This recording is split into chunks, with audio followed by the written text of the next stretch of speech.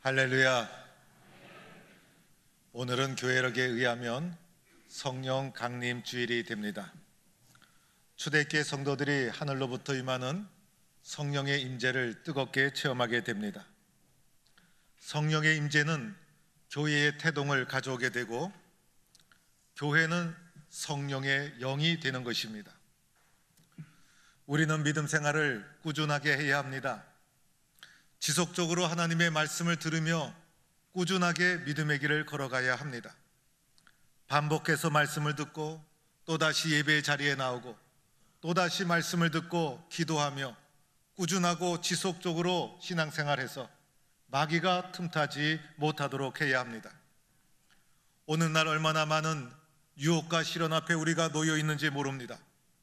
조금만 방심해도 쓰러지게 됩니다.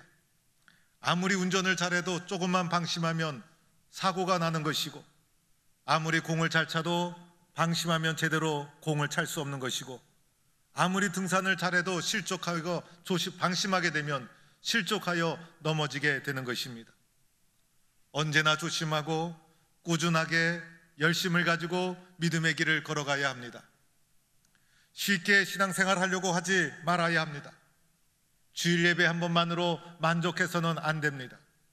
저녁 예배, 수요 예배, 새벽 기도, 심야 기도에 모든 예배에 힘써야 하고 열심을 다하고 눈물을 흘리며 사모하는 심령으로 주님 앞에 나와야 되는 것입니다.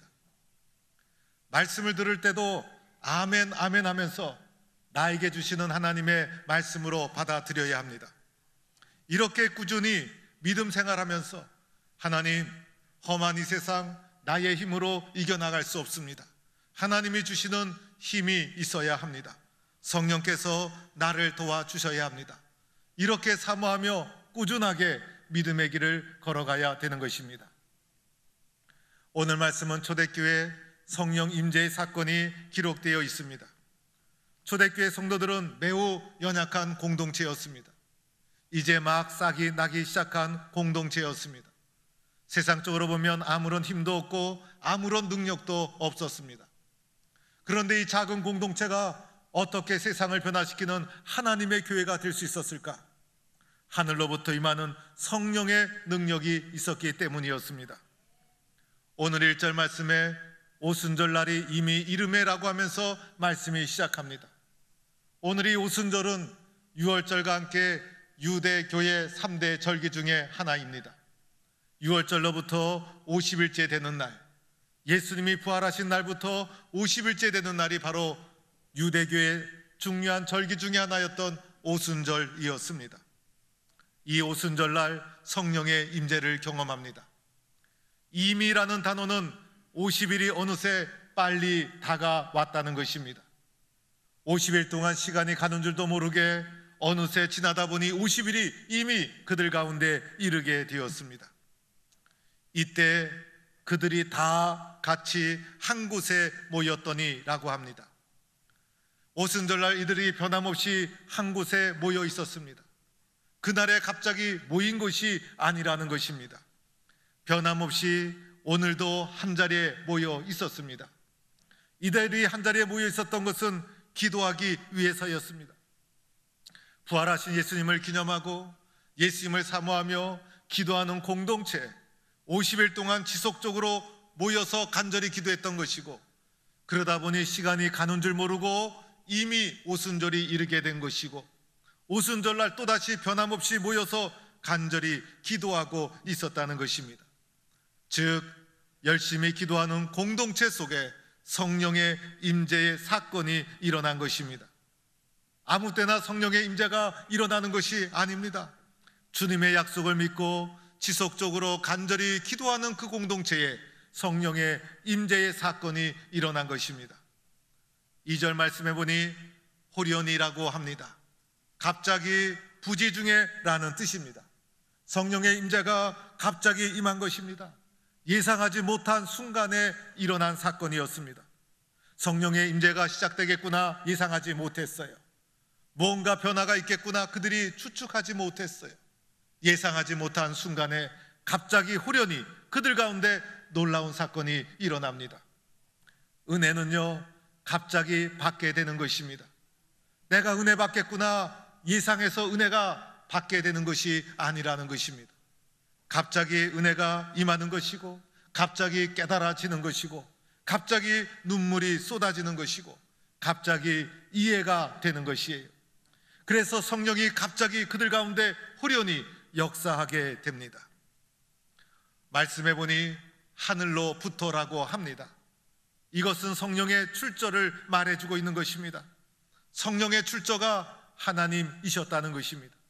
이 세상의 어떤 풍조도 아니고, 이 세상의 어떤 이론도 아니고, 성령의 출처는 바로 하늘 하나님으로부터 임한 권능이었다는 것입니다. 신학적으로 보면 성령님은 하나님의 또 다른 분이셨어요. 하나님의 또 다른 분. 제가 집에서는 남편이요 아버지로 있지만은 교회에 와서는 담임 목사로 존재하지 않습니까? 그래서 성령님은 하나님 자신이시면서 하나님의 또 다른 면이었어요. 하나님 자신이 내려오신 것이었어요. 하나님 자신이 영향을 주신 것이었어요. 세상이 주는 힘으로는 세상을 이길 수가 없는 것입니다. 하늘로부터 임하는 하나님이 주시는 능력이 우리에게 필요한 것입니다. 그러면서 이제 본격적으로 성령님의 임재하는 형태가 나타나기 시작합니다. 오순절 마가의 다락방에서 임재한 성령님, 어떠한 모습이었을까? 먼저는 급하고 강한 바람 같은 소리가 있었다는 것입니다. 바람 같은 성령님, 바람 같은 성령님으로 그들 가운데 임하게 됩니다. 바람, 호흡, 숨 이런 뜻을 가지고 있습니다. 바람같이라는 것은 바람과 똑같지는 않지만은 이 세상에서 우리가 이해할 수 있는 현상이 무엇일까? 바람같이 이렇게 표현하는 것이 그날 임한 성령님의 가장 가까운 표현이었기 때문이었습니다. 그래서 바람같이 급하고 강한 것이 그들 가운데 일어나게 됩니다. 제가 어렸을 적에 태풍이 불어왔던 날을 기억합니다. 부모님이 나가지 말라, 그런데 호기심이 많았던 제가 밖에 나갔어요. 얼마나 바람이 센가 추측하고 재보고 싶었어요. 그래서 바람이 막 불어오는데 온몸으로 바람을 받아 보았어요. 한 걸음도 앞으로 나갈 수 없을 정도로 얼마나 강한 바람이 불어왔는지 몰라요. 어린 마음의 호기심에 조금만 바람이 세게 날아오면 제가 날아갈 수 있을 것 같더라고요. 그래서 날아보려고 바람을 타면서 껑충껑충 뛰어봤던 기억이 납니다. 그날의 바람에 대한 기억, 느낌, 오늘날에도 그대로 느끼고 있습니다. 오늘 초대교회 성도들이 강하고 급한 아주 분명하고 그리고 선명한 놀라운 성령의 체험을 하게 되었다는 것입니다. 3절에 보니 성령의 또 다른 형태, 불의 혀같이 갈라지는 것들을 경험하게 됩니다. 불의 혀처럼 갈라지다는 것은 조각으로 나누어지다, 쪼개지다 라는 뜻을 가지고 있습니다. 작은 불은 갈라진다 표현하지 않습니다. 큰 불이 일어났을 때, 말할 수 없는 큰 불이 일어났을 때 그것을 갈라지고 있다, 이렇게 표현하게 되는 것입니다. 그래서 오늘 성령 임재의 그 놀라운 사건은 마치 큰 불이 일어난 것처럼 갈라지는 힘찬 불길을 그들이 경험하게 되었다는 것입니다.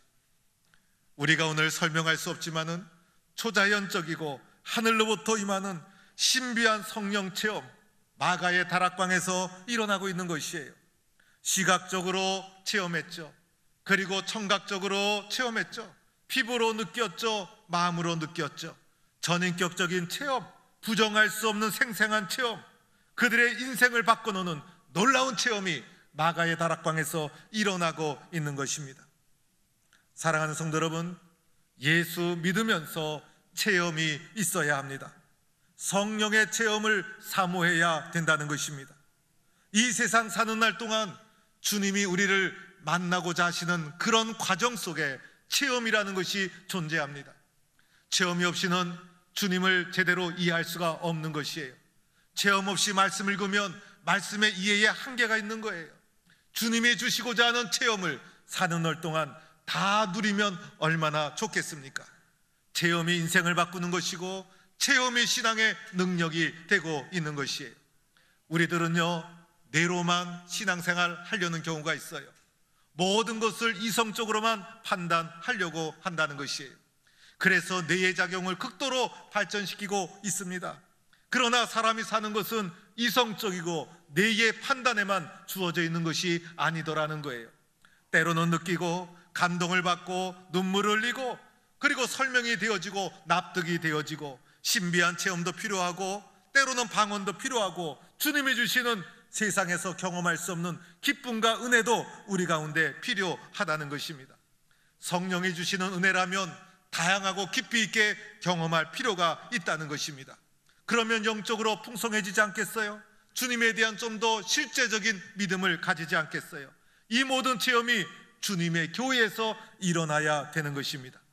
체험이 단순하면 신앙도 단순합니다. 신앙이 단순하면 영적인 그릇이 작아집니다. 영적인 그릇이 작아지면 다른 사람의 신앙을 담아낼 수가 없게 된다는 것입니다. 이렇게 우리에게는 다양한 성령의 체험이 필요하다는 것입니다. 오늘 이러한 사건이 어떻게 일어났습니까? 그들이 앉은 온 집에 가득했다는 것입니다. 오늘 우리가 예배를 드리고 있는데 이 예배당 공간 안에 성령의 기운이 가득했다, 이렇게 표현할 수가 있는 것입니다. 함께 120명의 성도가 모여서 기도하는데 바람 같은 성령, 불 같은 성령이 임재하여서 모든 성도가 공동체적으로 경험합니다. 그뿐이 아니었어요. 각 사람 위에 하나씩 머물러 있었다는 것이에요. 개별적인 체험이었다는 거예요. 그래서 120명의 성도 중에 그 어떤 사람도 소외됨이 없이, 그 어떤 사람도 이상한 말을 하지 않고 모두가 동일하게 수용하고 긍정할 수 있는 성령의 체험을 공동체적이고 개인적으로 경험하게 되었다는 것입니다. 그 결과 어떻게 됩니까? 성령의 이끄심을 받죠. 모두가 성령의 충만함을 받았다는 것이, 한 사람도 빠짐없이 성령의 충만함을 받았어요. 충만이라는 것은 가득 채워지다, 부족함이 없다라는 것이에요. 성령님으로 인하여 부족함이 없는 상태, 그런 상태에 이르게 됩니다. 여러분, 이렇게 되면 어떻게 될까요? 나는 작아지고 성령이 크게 역사합니다. 성령의 인도에 나는 순종하게 합니다. 내가 주인이 아니라 성령님이 나의 주인이 됩니다. 그래서 이렇게 성경은 말씀합니다. 성령이 말하게 하심을 따라 다른 언어로 말하기를 시작했다는 것입니다. 성령이 말하게 하면 순종합니다. 성령이 인도하면 순종합니다. 성령이 주인이 되어서 주도적으로 나를 이끌어가게 되었다는 것입니다. 나는 성령의 이끌림을 받는 존재입니다. 성령이 시키는 대로 하는 존재가 됩니다. 나는 성령의 종이 되었다는 것입니다. 내가 죽고 성령이 주도적으로 나를 이끌어가는 그곳에 교회가 이루어지고 있는 것입니다. 즉, 내가 죽어야 성령이 살아야 교회가 세워지게 된다는 것입니다. 교회는 사람의 설계, 사람의 계획이 아니죠. 교회는 성령님의 작품이라는 것입니다. 하나님의 계획이라는 것입니다. 그래서 교회는 세상과 다른 공동체예요. 교회는 세상에 이룬 세상의 생각, 내 경험, 그렇게 중요하지 않아요. 더 중요한 것은 하나님의 뜻이 무엇인가, 성령님 우리를 어떻게 인도하고 있는가. 교회에서는 그것이 더 중요한 것이고, 성령님의 역사에 순종하면 순종할수록 하나님이 원하시는 위대한 교회가 세워지게 되는 것입니다. 사람이란 완전히 사로잡히지 않으면 딴짓하게 되어 있어요.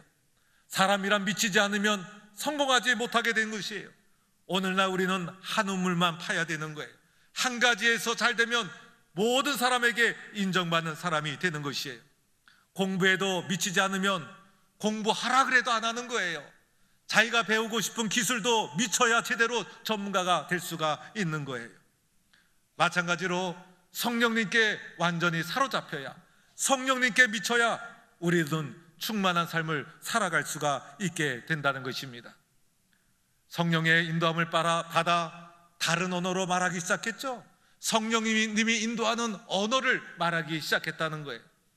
초대교회 사도행전 2장에 나오는 성령은 다른 나라의 언어였어요. 그래서 그들이 방언을 말하기 시작하자 다른 나라 사람들이 그 언어를 받아들이게 됩니다. 그때 받아들인 언어의 내용이 무엇이었을까? 바로 복음이었어요. 복음이 인간의 언어의 장벽을 넘어 세계로 소통하는 성령의 위대한 역사가 일어나게 된 것이죠. 그런데 오늘 우리 가운데는 언어 때문에 특별한 장애가 없죠. 그런데 오늘 우리 가운데 성령 안에서 머무는 사람들이 알 수 있는 성령의 언어가 있어요. 우리가 하나님이 주시는 언어가 있죠. 세상 사람들이 이해할 수 없는 이기적인 죄 아래에 있는, 죄성을 가지고 있는 경쟁 구조 속에 있는 세상이 할 수 없는 언어, 하나님의 사람만이 할 수 있는 언어가 우리 가운데 있어요. 예수님의 이름으로 축복합니다. 예수님의 이름으로 사랑합니다. 예수님의 이름으로 감사합니다. 용서합니다. 고맙습니다. 성령님이 변화된 우리 가운데 주신 새로운 언어, 새로운 용어예요. 이런 새로운 방언, 새로운 용어가 교회 속에는 충만해야 합니다. 서로가 그리스도의 이름으로 사랑하고 용서하고 축복하고 감사하고 서로가 사랑하고, 이런 언어가 충만한 곳, 그것이 바로 주의 몸된 교회라는 것입니다. 사랑하는 성도 여러분, 하나님께서 성령의 임재를 통해 교회를 세워주신 이유가 무엇일까? 오늘 사도행전 2장 교회의 시작이에요. 교회를 왜 세워주셨을까? 그것은 교회만이 세상의 희망이기 때문이에요. 하나님은 생각하셨어요. 교회를 통해 세상을 구원하고자 하는 계획을 하나님은 몸소 실행에 옮기시고 있는 것이에요. 교회가 아니고서는 사람을 구원할 수 없어요. 교회가 아니고서는 세상을 변화시킬 수 없어요. 교회가 아니고서는 복음을 전달할 수 없는 곳이 없다는 것이에요. 교회만이 하나님의 복음을 전달하는 하나님이 세우신 유일한 공동체라는 것입니다. 교회가 아니고서는 세상이 변화될 수 없어요. 교회에게 주신 이 놀라운 사명, 교회에 주신 이 놀라운 특권, 우리는 교회에 대한 무한한 자부심을 가져야 하는 것입니다. 그런데 한번 생각해 봅시다. 우리들은 이렇게 생각합니다. 나와 교회를 분리하고 있습니다. 나는 나보다도 나와 교회를 우리는 분리하는 습성이 있어요. 그래서 교회는 거룩해야 돼. 나의 삶과 관계없이 교회에 대해서 나름대로 여러 가지 이 말들을, 교회에 대해서 여러 가지 이야기를 하게 됩니다. 교회와 나를 분리시키게 됩니다. 그런데 오늘 성령 충만한 초대교회의 모습을 보시기 바랍니다. 교회와 공동체가 결코 분리되지 않았어요. 교회의 공동체가 성령을 공동체적으로 체험하죠. 그리고 그 공동체 안에 있는 성령의 임재가 개개인에게 임하게 됩니다. 그리고 그것이 곧 교회가 됩니다. 교회와 공동체, 교회와 개인이 결코 분리되고 있지 않다는 것입니다. 더 적극적으로 말하면 그 공동체가 교회였어요. 그 공동체를 이루는 사람이 교회였어요.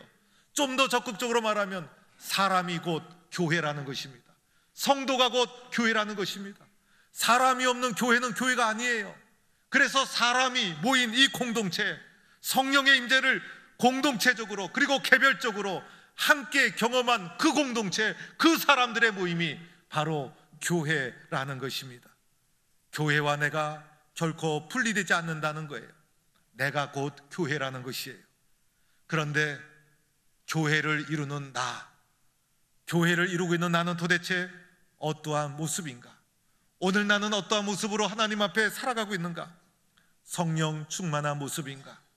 오늘 초대교회처럼 세상을 변화시키는 하나님의 능력을 나는 가지고 있는가? 나 자신에게 물어보아야 합니다. 나 자신을 살펴보면 우리는 연약함을 인정하지 않을 수가 없어요. 우리는 이 모습 이대로 세상을 변화시킬 능력이 우리에겐 없습니다.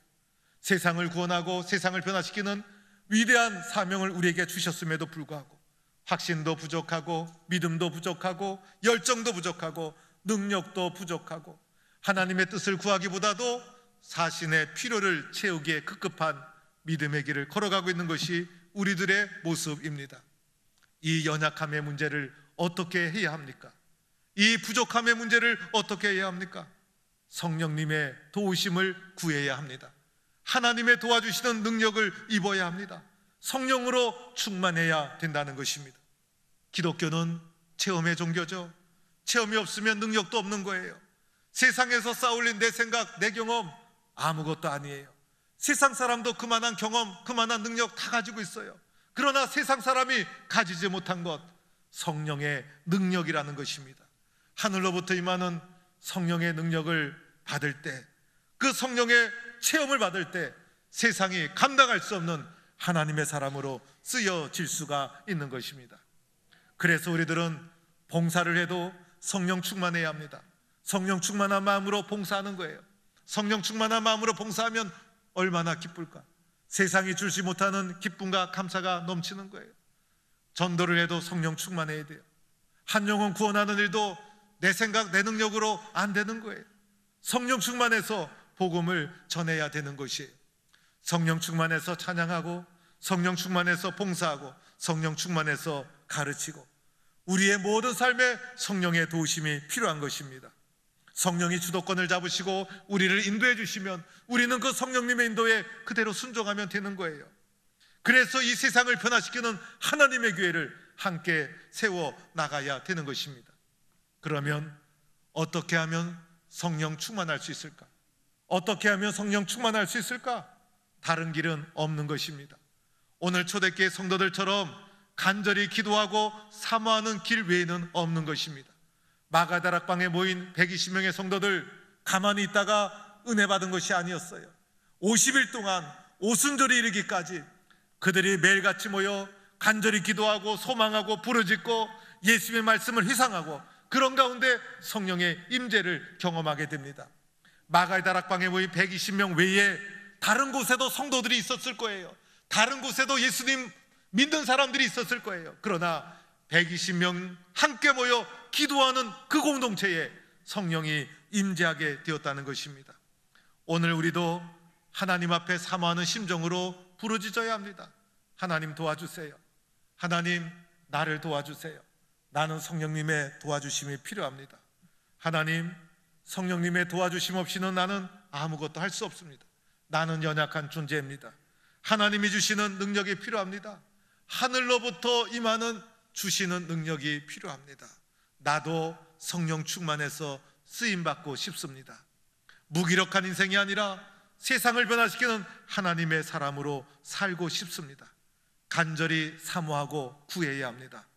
성령 충만한 성도가 되어서 세상을 변화시키는 하나님의 사람, 성령 공동체를 이루어가는 성도가 되기를 주의 이름으로 축원합니다.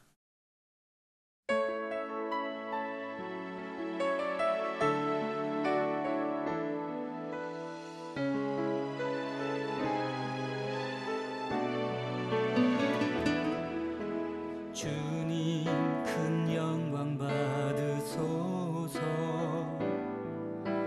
홀로 찬양 받으소서.